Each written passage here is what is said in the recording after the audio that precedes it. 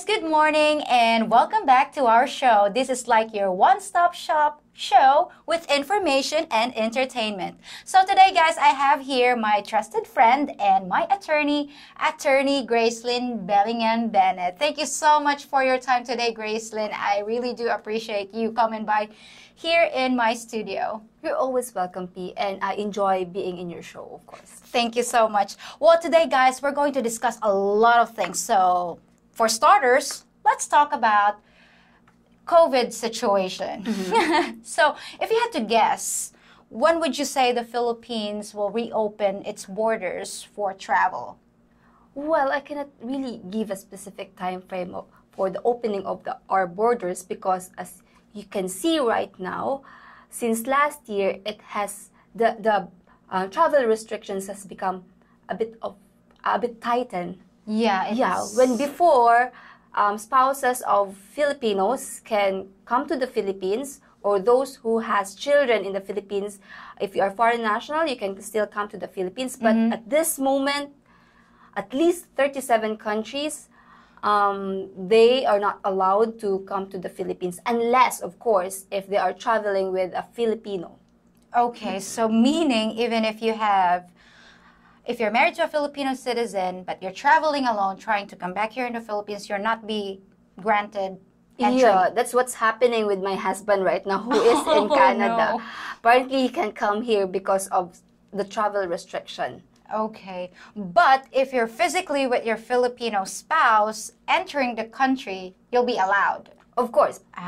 Okay.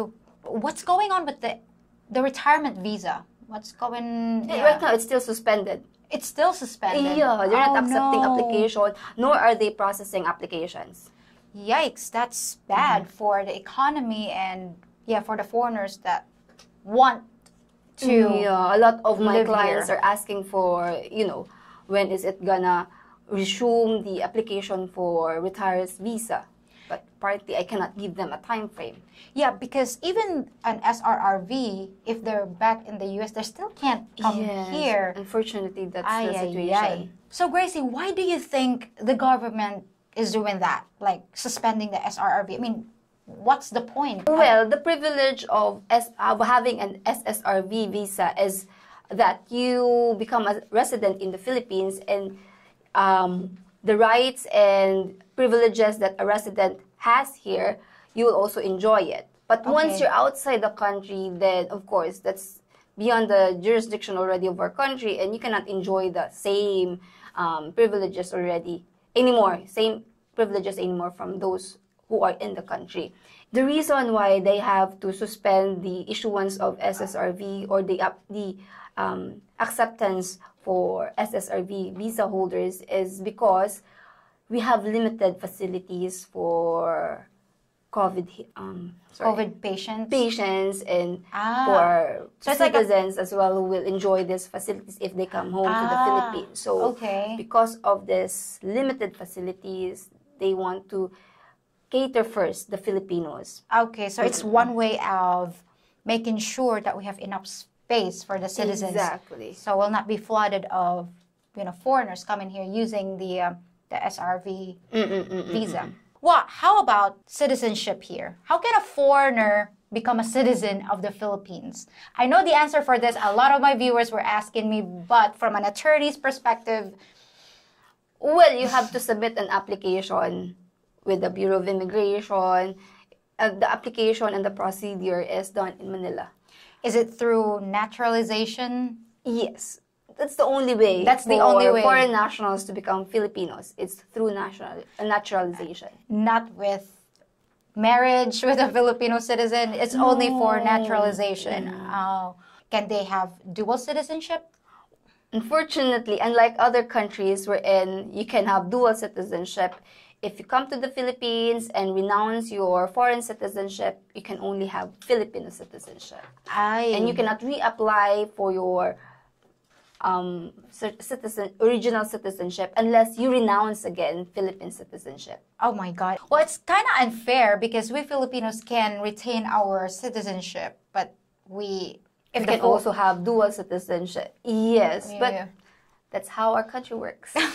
Okay. And besides, my personal point of view, for foreign nationals, I don't really recommend to apply for Filipinos to be naturalized as Filipino citizen, unless of course you have this goal of putting up businesses, buying properties in the Philippines. Well, if that is your long-term goal, you want to stay in the Philippines and do engage in huge businesses, then go ahead.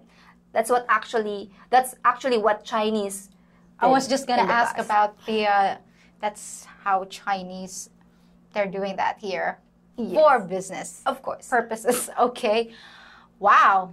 No wonder it's like they're flooding here to establish businesses, corporation, and actually they're renouncing their Chinese citizenship to be Filipino citizen here so that they can do business and enjoy the privilege of the normal citizen.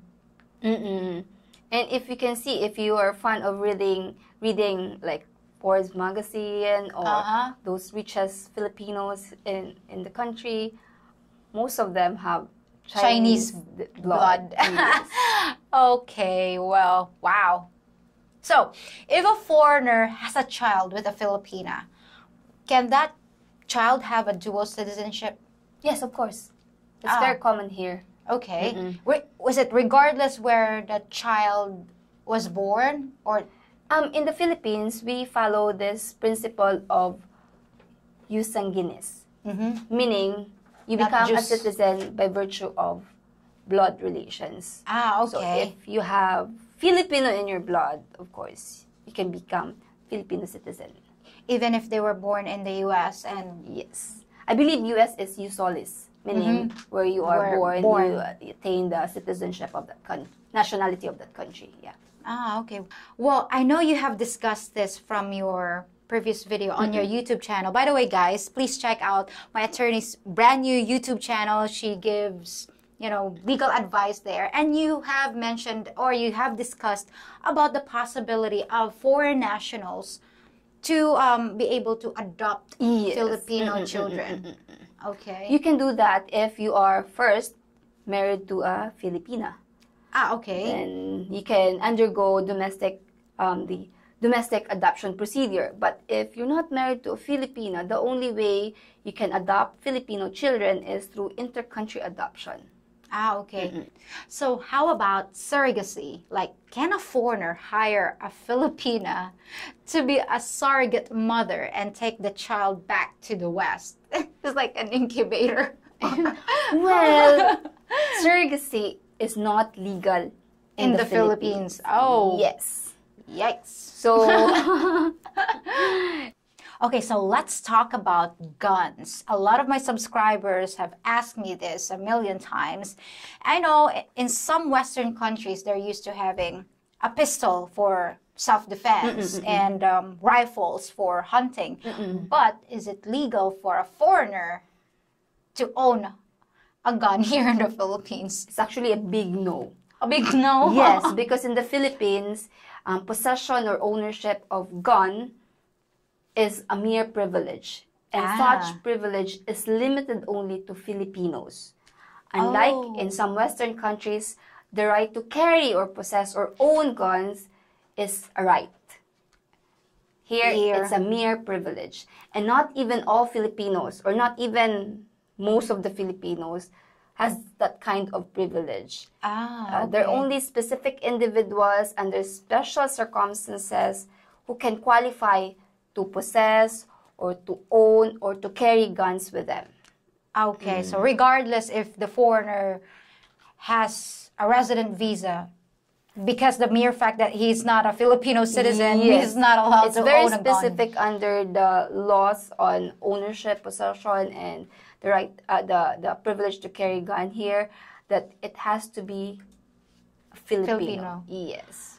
Well, what if they registered under their Filipino spouse and they use the gun? What would happen? Well, it's illegal per se. Yeah, again, registration of gun is different from the privilege of or having the right to carry the firearm or have and go somewhere else while you are having that you have that gun in your custody. So if you don't have if your wife who is with you at that time when you use that gun has no right to has no license to carry the firearm, then that is illegal. And they can get in trouble. Exactly, and the punishment for getting into trouble with violation of our gun laws here, it would be imprisonment. Imprisonment for how long? Minimum. Sorry, I can't give you. Okay, I'm not familiar with the specific, but you can get into prison. Okay. How about burglary? Just for an example, if someone breaks in, if you accidentally killed them, are you okay? I mean, yeah, if that gun has a license, of course, that's valid self-defense. Okay, but what if the gun is not licensed? But then you can be prosecuted with violation of our gun laws here. Okay, so they will find out the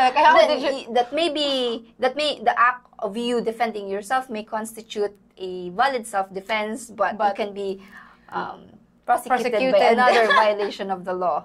Okay, so best to just follow the rules.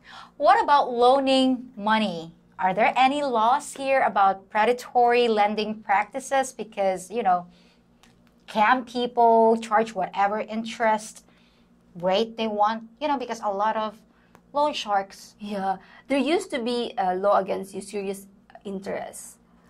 But right now, they have eliminated such usury law, and then any lending company or anyone who lends money can charge as much interest as they want to, as long as, of course, it be in writing and there's evidence to prove for such interest later on in court. I know before they were saying that you can never go to prison for not paying as long as you say you're gonna pay. Like, backlogs. But there are small claims now, right?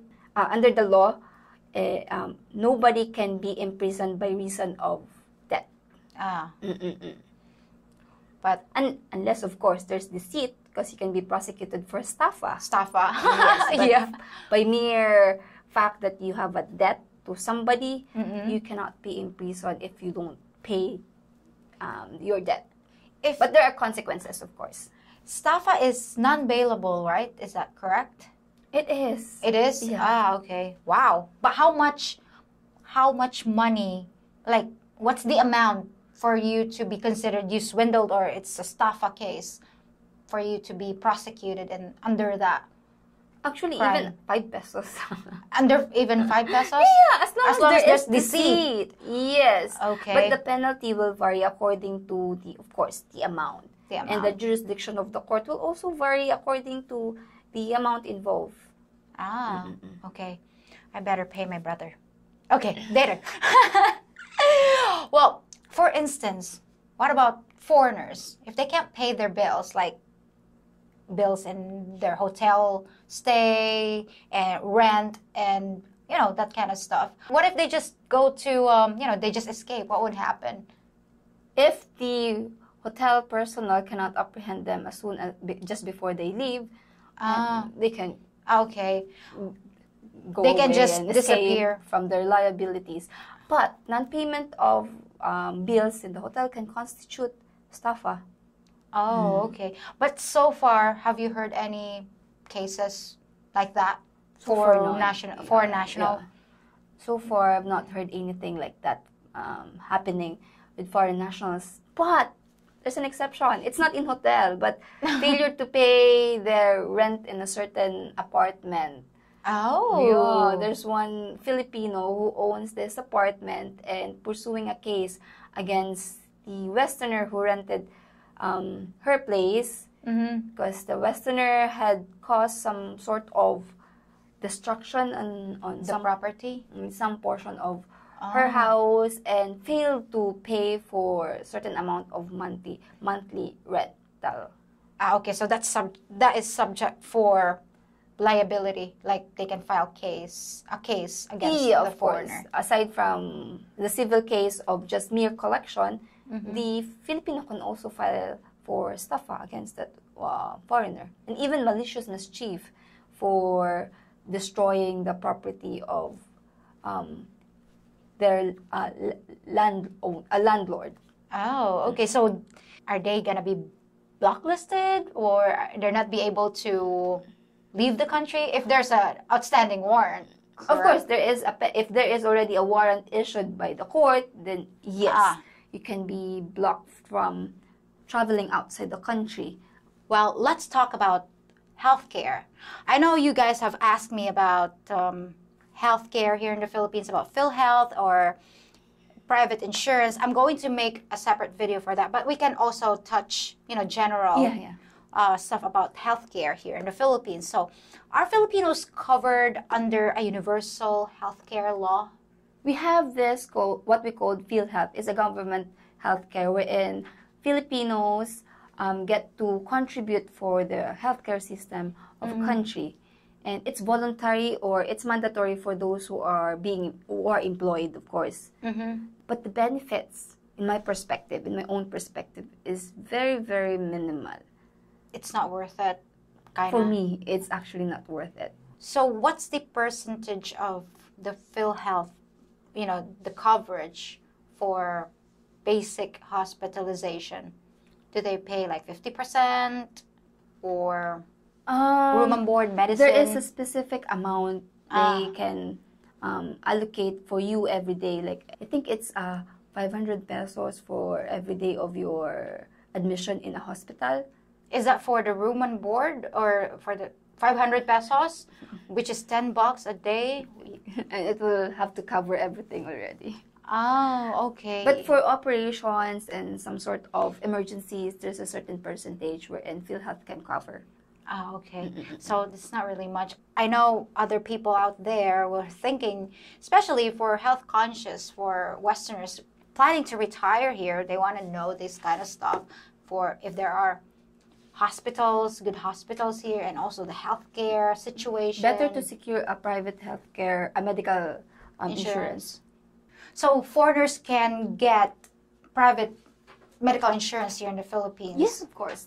There's a number of private medical insurance available in the country. Okay. And it's fairly affordable here in the Philippines, I guess. I mean, I know someone, for example, how much is yours? Well, for me, it includes my life insurance, and it's on a monthly basis. It's around $90. $90? Oh, that's not 80, bad. 90. Yeah, 80 to $90 a month. That covers your medical insurance and also life insurance. It depends. And guys, don't worry about that, because I'm actually gonna make a separate video. I'm going to interview a person that works in a medical insurance so that we can have comprehensive discussion on regarding that. Insurance. So stay tuned for that one, guys. Okay, so let's talk about something juicy. It's not like chismis, because this is valid information. So what about having multiple wives here in the Philippines? Is polygamy legal here? Well, it's only legal for Muslims. Okay. They're allowed to have several wives as long as they can manage and they can provide for their wives sufficiently. Oh, okay. Only for Muslims, other than Catholics. Definitely no for Catholics or even for any Christians. So it's only allowed for Muslims to have more than one wife. Isn't it, kind of unfair? Why is it only one-sided? Because a number of Filipinos also, especially in the Mindanao area, they're Muslims. They are also governed by, there's a special law, which is what we call the Sharia law. Ah, okay. And there are special provisions regarding family relations and marriage that will only be covering the Muslim community. Oh, okay. So cannot be applied to just any Filipino. I heard that Muslims can legally divorce in the Philippines, correct? Under the Sharia law, yes. Okay. So what about, I know annulment here is very expensive. What if a Filipino, like a Catholic, couple just want to get divorced, but can they just convert into Actually, I know Muslim? some who did that kind of procedure. Okay. Okay. They converted themselves into Muslim and then remarry with another woman. But of course, once you become a Muslim, then forever you'll have to become a Muslim. You cannot just recant your, I don't know the exact procedure on becoming a Muslim or renouncing your Current religion. yeah. So How is it possible? I mean, I believe this and then suddenly I don't believe that. I mean, I don't know. You have to ask them. That's in their religion, so we'll just have to respect what they believe and what they practice. Oh. Oh yeah, I remember because in our birth certificates, it also shows there your religion. So you cannot just say, hey, I'm a Muslim. So Exactly. yeah, I know a lot of you guys would be very amazed and surprised that our birth certificates indicate our religion. And for other people, they didn't have, you know, a choice. We were baptized when we were babies. So most of us are. We just adopt the religion of our parents. Yeah. So, what about multiple husbands? How I wish we have that. Why is it always the men get the extra wives? That's kind of unfair. But what if I want extra husbands? Like, We should start that movement. we want extra. We want extra. Well, I know it's not possible, but yeah, one is enough. I think even one Filipina is enough. It's a lot of work. I know a lot of Westerners out there can attest that one Filipino wife is enough. That's what my husband always tells me. Yeah. I'm more than enough. Well, that was fun chit-chat, Gracie, today. I really do appreciate your time coming over. And thank you so much, guys, for having us today and watching our show. And please don't forget to check out my attorney's brand new channel, Legally Filipina. Filipina Attorney with the Heart. Is it what the... Oh, did I place that description? I think so. Okay. Well, thank you, guys. And I'll see you in a few days for more thought-provoking or maybe fun content. You'll just never know. So stay tuned. Till next time. Bye. That was great. Thank you so much for coming over to do the interview, Gracie. I really appreciate it. But why did you bring her in? Why do you have such a problem with Alexa? Because she's always interrupting me and saying nasty things. She hasn't said a thing all night. Yeah, she's probably just sitting there listening to everything. Okay, let's see if she can keep her mouth shut if I say this. I think I'm gonna buy a new car, and it's gonna be a Lexus. See? She's being good tonight. Okay, maybe you're right. So anyway, what did you think about that new guy I'm dating? Isn't he I just... think he's too good for you. With ears like that, you don't deserve him. See what I mean? Why did you even plug her in? I didn't plug her in. I thought you plug her in. Have you ever seen the movie Child's Play? I know what you mean. Ah! Hi, I'm Chucky. Wanna play? If you think about it, I'm kind of like your pilot, helping you keep your nose up and out of trouble here in the Philippines. The main thrust of my videos is to keep you entertained and informed about the culture here, so you'll have a soft landing when you arrive. Now please exit my cockpit and return to your seats. Hit the thumbs up button on this video, subscribe to my channel, and enjoy some of my other videos while you relax. Once we reach an altitude of 1 mile, all you club members will have full use of the lavatories.